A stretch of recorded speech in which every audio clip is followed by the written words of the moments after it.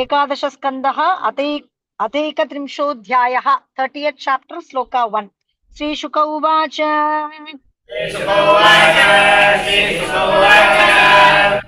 अथ तत्रागमद्ब्रह्मा भवान्या च समं भवः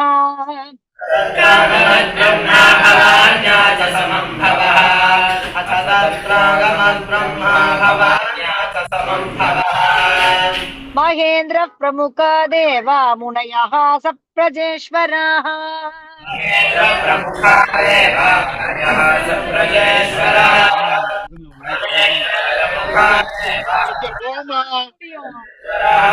சொல்லித்தரேன் எப்படி ஓடணும்னு வந்துடணும். இந்த இவன் டர்ன் பண்ற மாதிரி இந்த முனைங்களே டர்ன் பண்ணக்கூடாது. வரும்போது पितरः सिद्ध गन्धर्वा विद्याधर महोरगाः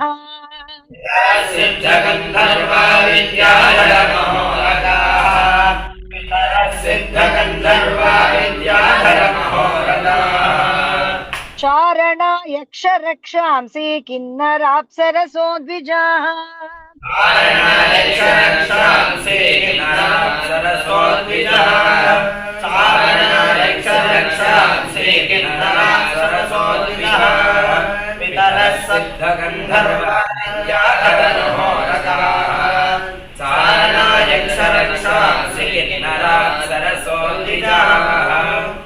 द्रष्टुकामो भगवतः निर्याणं परमोत्सुकाः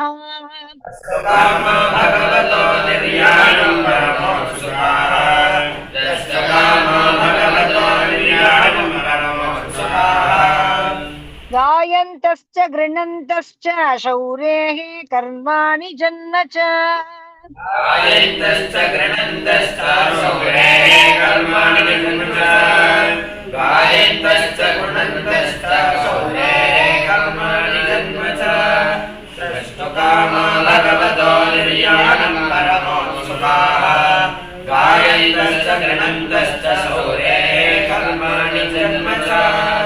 ववृषुः पुष्पवर्षाणि विमानावलिभिर्नभः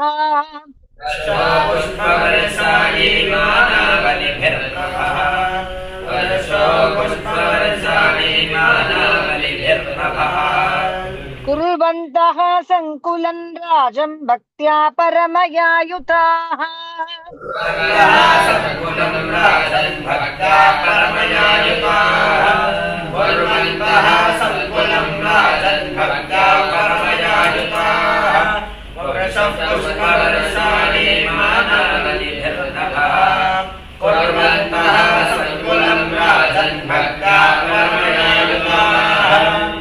भगवान् पितामहं वीक्ष्य विभूतिरात्मनो विभुः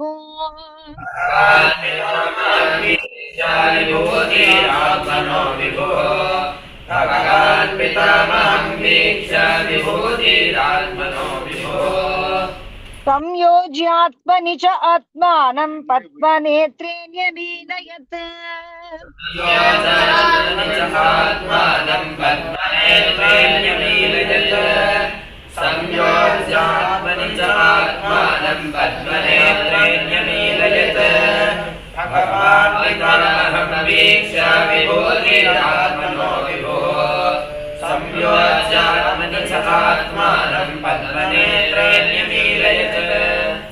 लोकाभिरामां स्वतनुं धारया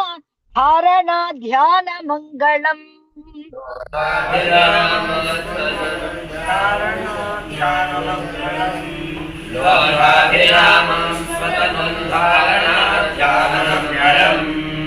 योगधारणया ज्ञेया दग्ध्वा धामाविशत्स्वकम्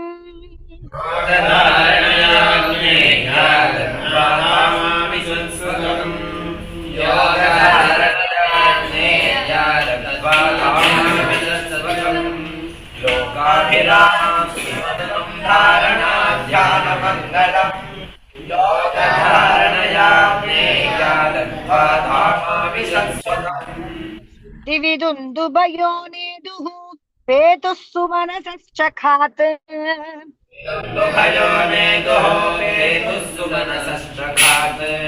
विविदन्तु भयो नेदो वेदुस्तु मनसश्चखात् सत्यं धर्मो धृतिर्भूमेः कीर्तिः श्रीश्चानुतं ययुः सत्यं धर्मो धृतिर्भूमेः कीर्तिश्चानुतं ययुः सत्यं धर्मो धृतिर्भूमेः कीर्तिश्चानुतं ययुः विविदन्तु भयो नेदो वेदुस्तु मनसश्चखात् सत्यं धर्मो धृतिर्भूमेः देवादयो ब्रह्ममुख्या न विशन्तं स्वधामनि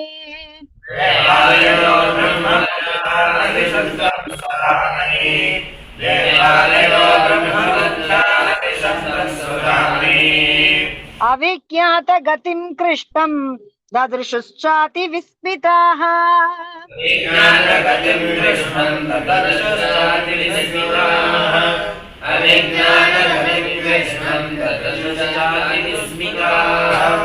देवालयो ब्रह्मज्ञानविसर्गस्वरामि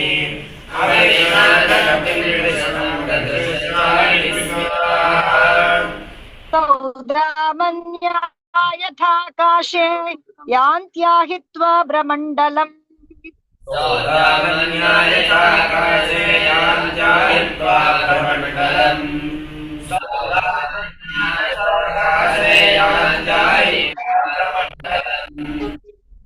गतिर्न लक्ष्यते मध्यैः तथा कृष्णस्य दैवतैः लक्ष्यते मध्ये तथा कृष्णस्य देवतैः लक्ष्यते मध्ये कृष्णस्य देवतैः सौदान्यायथाकाशे यान्त्याहित्वा ब्रह्मण्डलम् गतिर्न लक्ष्यते मध्ये तथा कृष्णस्य दैवतैः ब्रह्मरुद्रादयस्ते तु दृष्ट्वा योगगतिं हरेः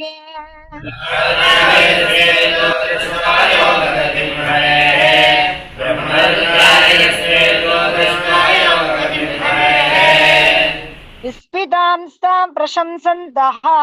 स्वं स्वं लोकं ययुस्तदा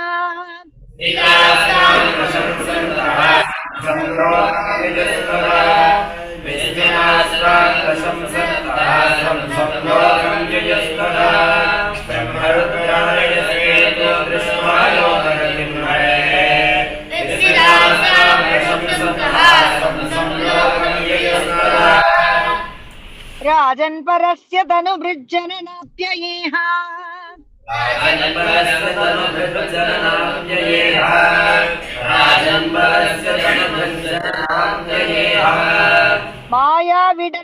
मायाविडम्बनमवेहि यथा नटस्य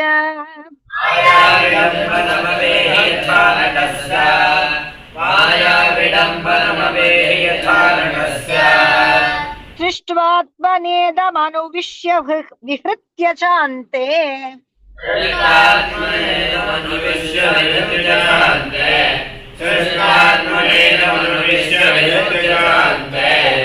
संहृत्य च आत्ममहिमो परतः स आस्ते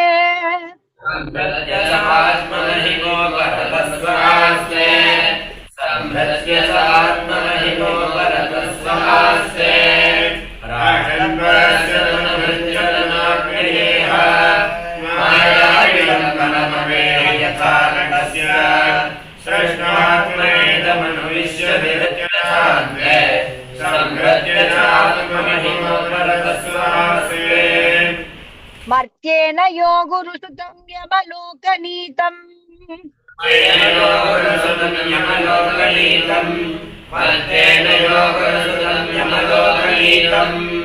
त्वां चानयच्छरणदः परमास्त्रदग्धम्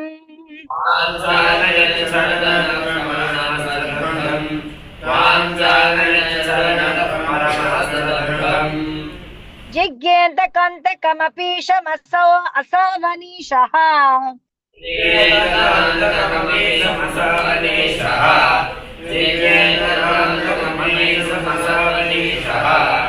किं स्वावने स्वरनयन् नृगयुं सदेहम्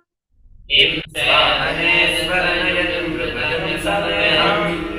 इं स्वामनेश्वरनयं मृगयुं सदेहम् मर्त्येन यो गुरुसुतं यमलोकनीतम् त्वां सानुजनपरासदन्तम् जिडये च माञ्जलममीशमसानिशः इं स्वामनेश्वरनयं मृगयुं सदेहम् तथाप्यशेषस्थितिसम्भवाप्ययेषु आप्यशेषस्थितिसम्भवाप्ययेषु तथाप्यशेषस्थितिसम्भवाप्ययेषु अनन्यहेतुर्यदशेषशक्तिधृक्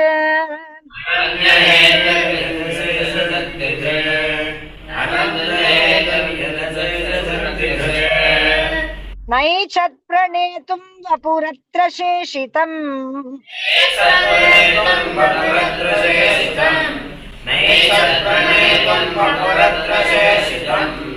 मर्त्येन किं स्वस्थगतिं प्रदर्शयन्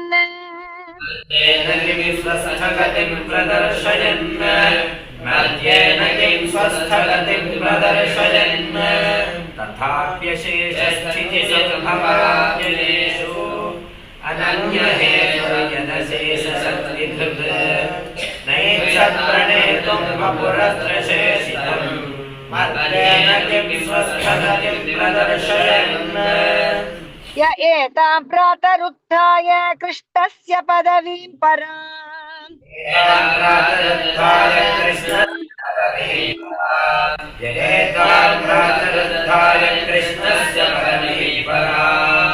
प्रयतः कीर्तयेद्भक्त्या तामेव आप्नोत्यनुत्तमाम्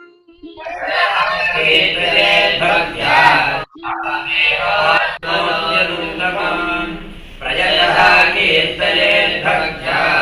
तामेव आप्नोत्यनुत्तमाम् य एतां प्रातरुत्थाय कृष्णस्य पदवीं पराम् प्रयतः कीर्तयेद्भक्त्या तामेव आप्नोत्यनुत्तमाम् दारुकः द्वारकामेत्य वसुदेव उग्रसेनयोः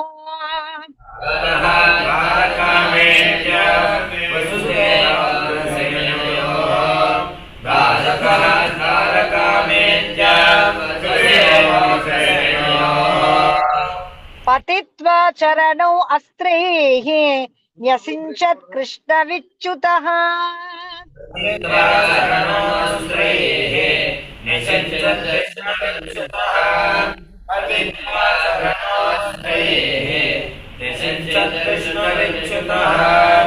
दारुकः द्वारकामेत्य वसुदेवोग्रसेनयोः पतित्वा चरणोऽस्त्रैः निषिञ्चत् कृष्णविच्युतः कथयामास निधनं वृष्टीनां कृत्स्नशो नृप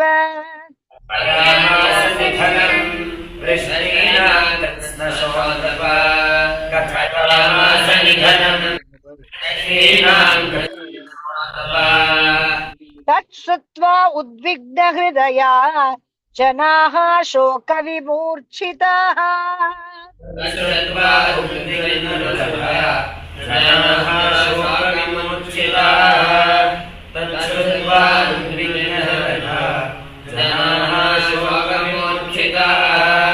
कथयामास निधनं वृष्णीनां कृत्स्नशोनृपा तच्छ्रुत्वा उद्विग्नहृदया जनाः शोकविमूर्छिताः तत्र स्पत्वरिता जग्मुः कृष्णविश्लेषविह्वलाः तस्मारिता जग्मुः कृष्णविश्लेषविह्वलाः तत्र स्मरिता जग्मुः कृष्णविश्लेषविह्वलाः यसवः शेरते यत्र यातयो ग्रन्थ आननम्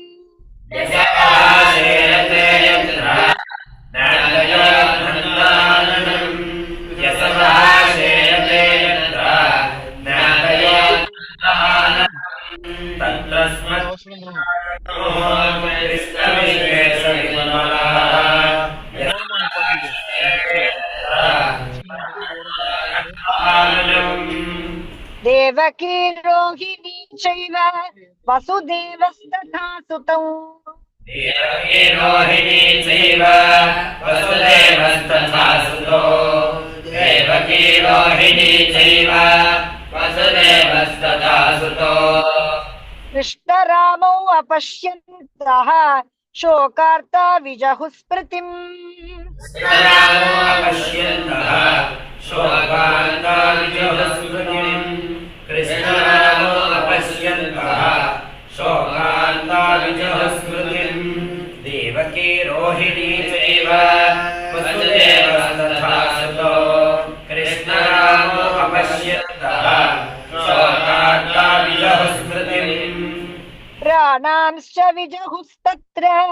भगवद्विरहातुराः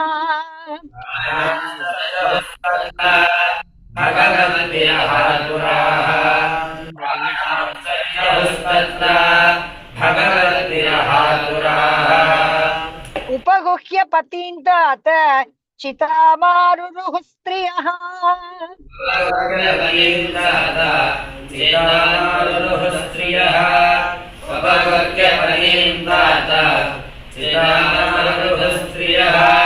प्राणांश्च विजहुस्तत्र भगवद्विरहातुराः उपगुह्य पतीन्तात चितामारुरुः स्त्रियः रामपत्यश्च तद्देहम् उपगुह्याग्निमाविशन्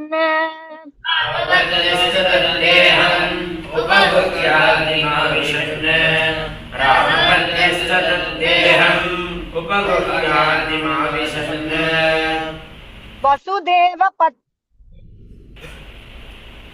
पद्युम्नादीन् हरेः सुषाः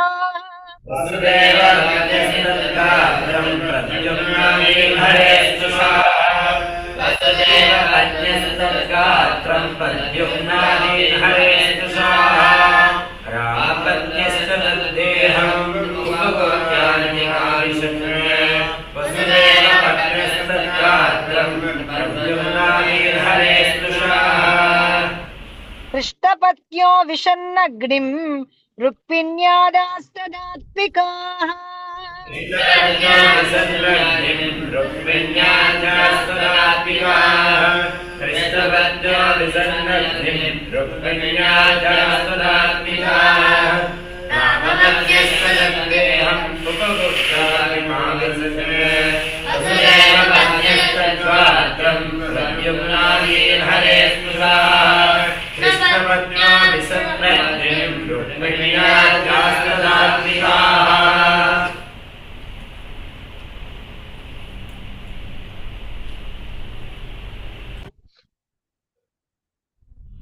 अर्जुनः प्रेयसः सख्युः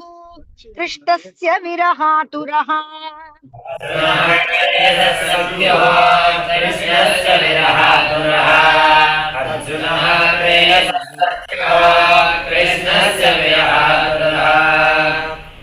आत्मानं सान्त्वयामास कृष्णगीतैः सदुक्तिभिः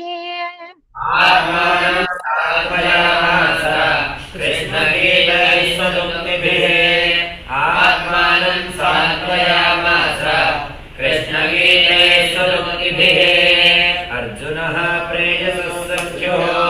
कृष्णस्य विरहातुरः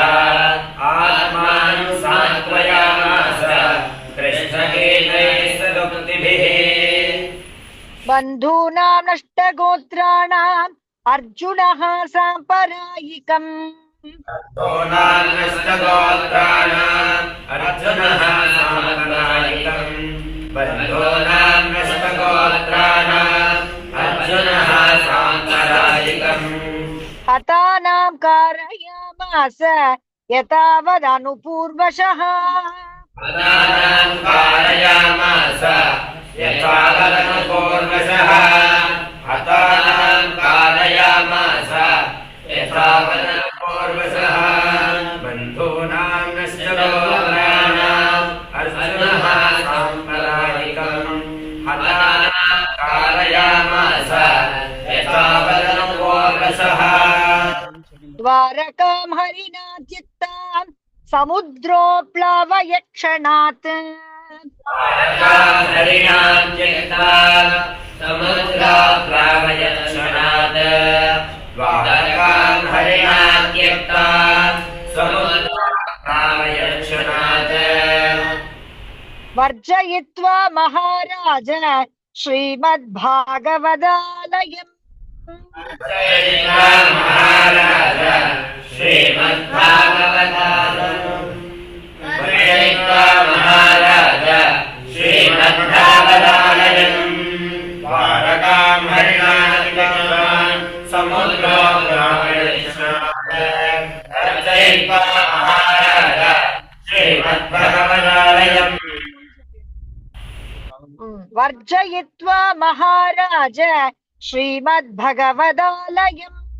नित्यं सन्निहितस्तत्र भगवान् मधुसूदनः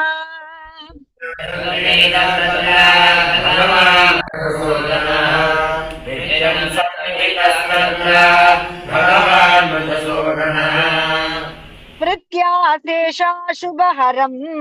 सर्वमङ्गलमङ्गलम् स्मृत्या शेषाशुभहरम् सर्वमङ्गलमङ्गलम् स्मृत्या शेषाशुभहरम् सर्वमङ्गलमङ्गलम् नित्यम् सन्निहितस्तत्र भगवान् मधुसूदनः स्मृत्या शेषाशुभहरम् सर्वमङ्गलमङ्गलम् श्रीबालवृद्धानादाय हतशेषान् धनञ्जयः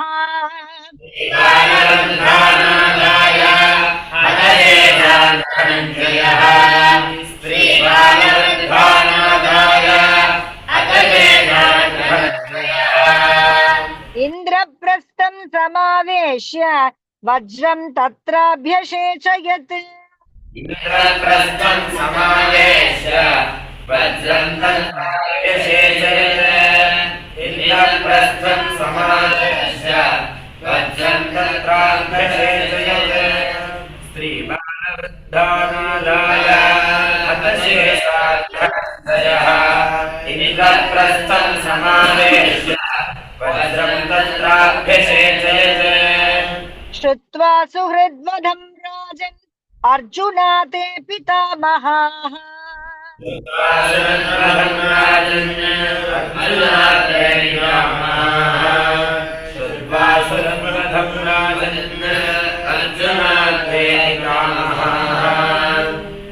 त्वां तु वंशधरं कृत्वा जग्मुः सर्वे महापथम्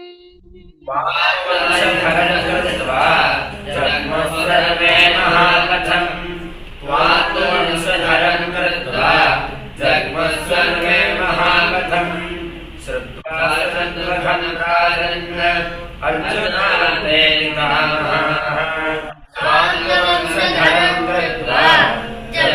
सर्वे महापथम् य एतद्देवदेवस्य विष्णोः कर्माणि जन्म च विष्णोर्कर्माणि जन्म च एतद्देवदेवस्य विष्णोर्कर्माणि जन्म च कीर्तये श्रद्धया मत्यः सर्वपापैः प्रमुच्यते कीर्तये श्रद्धया मत्यः सर्वपापैः प्रमुच्यते कीर्तये श्रद्धया मत्यः सर्वपापैः प्रमुच्यते देवस्य जन्म च कीर्तये श्रद्धया मत्यः सर्वपापैः प्रमुच्यते इत्थं हरेर्भगवतो रुचिरावतार वीर्याणि बालचरितानि च शन्तमानि हरेर्भगवतो रुचिरावतार वीर्याणि बालचरितानि च शन्तमानि इत्थं हरेर्भगवतो रुचिरावतार वीर्याणि बालचरितानि च शन्तमानि अन्यत्र चेह च श्रुतानि गृह्णन् मनुष्यः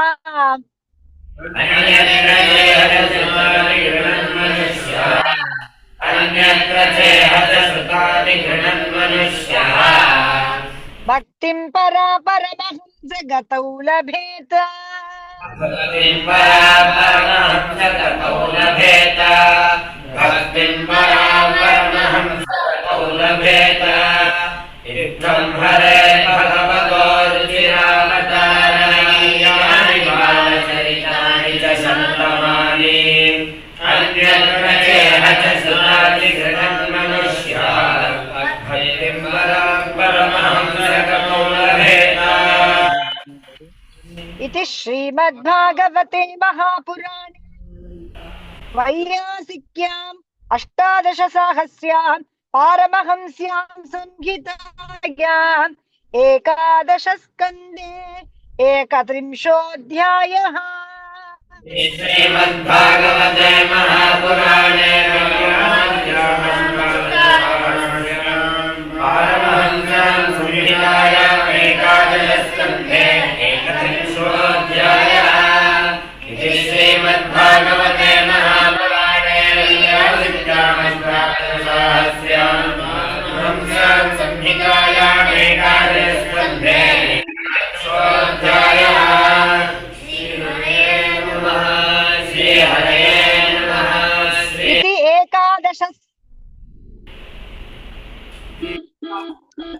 इति एकादशस्कन्धः समाप्तः।